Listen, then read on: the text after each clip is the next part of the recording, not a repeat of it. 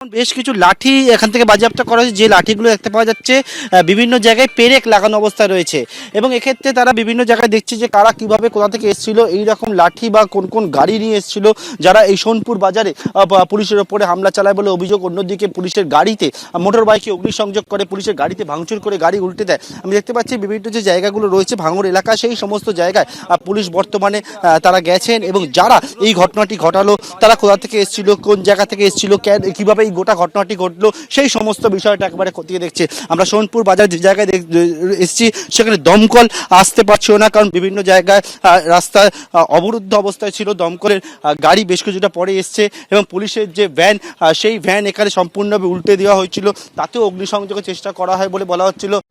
খুকুমণি herbal liquid সিঁদুর তুলসী ও চন্দনের গুণে সমৃদ্ধ। এটি ত্বকের পক্ষে যেমন সহায়ক, ব্যবহার করাও তেমনই সহজ। রাস্তা জ্যাম ছিল, আমরা তো চেষ্টা করেছি আসার জন্য, আসতে পারিনি। রাস্তায় জ্যাম ছিল, আসতে পারিনি। অবরোধ ছিল, অবরোধ ছিল। আপনাদের ঢুকতে দিচ্ছ? আমাদের ঢুকতে দিচ্ছিল না, অবরোধ ছিল বলে আসতে পারিনি।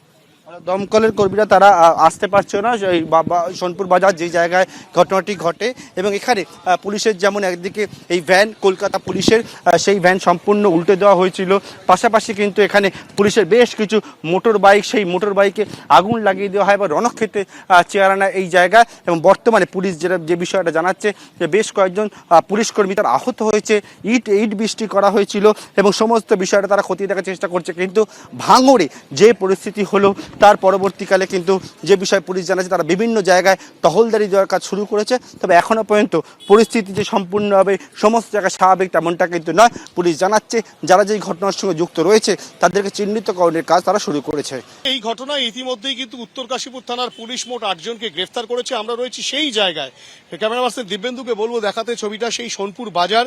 এখানেই কিন্তু একের পর এক পুলিশের বাইকে আগুন লাগানো হয়। এখনো পর্যন্ত পুলিশ সূত্রে পাওয়া খবর অনুযায়ী মোট 5টি পুলিশের বাইকে অগ্নিসংযোগের ঘটনা ঘটে এবং যে চিত্র দেখাবো দিব্যেন্দুকে বলবো দেখাতে, এখনো যত্রতত্র ছড়িয়ে ছিটিয়ে পড়ে রয়েছে পোড়া অংশ। এখানেই কিন্তু একের পর এক পুলিশের গাড়িতে আগুন লাগানো হয়, বাইকে আগুন লাগানো হয় এবং পুলিশের একটি প্রিজন ভ্যান ছিল, সেই প্রিজন ভ্যানে পর্যন্ত আগুন লাগানো হয়েছে। এবং এই যে গোটা পরিস্থিতি, সেই গোটা পরিস্থিতি কিন্তু গতকাল সকাল থেকেই মাথাচাড়া দিচ্ছিল দক্ষিণ 24 পরগনার ভাঙড়ে। মুর্শিদাবাদের আঁচ পড়তে শুরু করেছিল দক্ষিণ 24 পরগনার ভাঙড়ে। প্রথমে বৈরামপুর মোড় বাসন্তী হাইওয়ের কাছে, সেখানে কিন্তু পুলিশ একেবারে আটকে দেয়।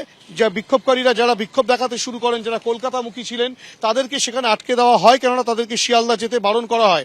তখন পুলিশের সঙ্গে প্রথমে গার্ডরেল নিয়ে ধাক্কাধাক্কি, পরবর্তী ক্ষেত্রে পুলিশকে লক্ষ্য করে ইটপাটকেল ছোড়ার ঘটনা ঘটে। অবস্থানকারীরা এবং বিক্ষোভকারীরা তারা পুলিশকে লক্ষ্য করে ইটপাটকেল ছোড়ে, এলোপাথারি। তারপরে পুলিশ লাঠিচার্জ করে। দীর্ঘ প্রায় 4 ঘন্টা বাসন্তী হাইওয়ে বন্ধ ছিল। বৈরামপুর মোড় যখন হয় তার পরবর্তী ক্ষেত্রে পাগলারহাট বাজার, সেখানে পর্যন্ত অবস্থান হয়। তার পরবর্তী ক্ষেত্রে বালিগাদায় কাঠের গুঁড়ি ফেলে, গাছের গুঁড়ি ফেলে রাস্তা অবরোধ করা হয়। এই পরিস্থিতি যখন খানিকটা শান্ত হয়ে এসছে, যান চলাচল স্বাভাবিক করানোর চেষ্টা চলছে, তারই মাঝে আচমকাই শোনা যায় যে সোনপুর বাজারে কিন্তু প্রচুর অবস্থানকারী এবং বিক্ষোভকারী তারা একত্রিত হয়েছে এবং তারা পুলিশের সামনেই একের পর এক বাইকে কিন্তু অগ্নিসংযোগের ঘটনা ঘটাচ্ছে।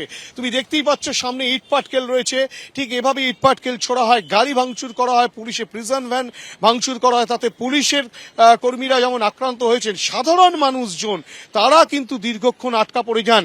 ঠিক এভাবেই কিন্তু একের পর এক ইট ছোড়া হয় পুলিশের গাড়িতে, পুলিশের গাড়ি ভেঙে ফেলা হয়, পুলিশের প্রিজন ভ্যান ভেঙে ফেলা হয়, একের পর এক বাইকে আগুন লাগানো হয়। পুলিশ উপস্থিত ছিল, তারপরেও কিন্তু এই ঘটনা ঘটলো। খানিকটা পুলিশি শিথিলতা দেখা গিয়েছিল পরের দিকে, যখন সোনপুর বাজারে সেই সময় একটা অংশ বাসন্তী হাইওয়ের ওপরে ছিল, ঘটকপুকুর মোড় অবস্থান হয়। এখানকার যিনি অবজারভার তৃণমূলের শওকত মোল্লা, যিনি ক্যানিং পূর্বের বিধায়ক, তিনি আটকা পড়ে যান এবং এইখানেই কিন্তু রাজনৈতিক চাপানোতো শুরু হয়েছে। শওকত মোল্লা সরাসরি বলছেন যে এটা পূর্ব পরিকল্পিত এবং সমস্তটার দায় কিন্তু নিতে হবে নওশাদ সিদ্দিকী, ভাঙড়ের যিনি বিধায়ক, এবং নওশাদ সিদ্দিকী পাল্টা তৃণমূলের বিরুদ্ধে অভিযোগ করছেন। এই চাপানুতর কিন্তু এখনো পর্যন্ত চলছে, যদিও আজকের পরিস্থিতি খানিকটা গতকালের থেকে শান্ত রয়েছে, সেটাই দেখা যাচ্ছে সোনপুর বাজারে।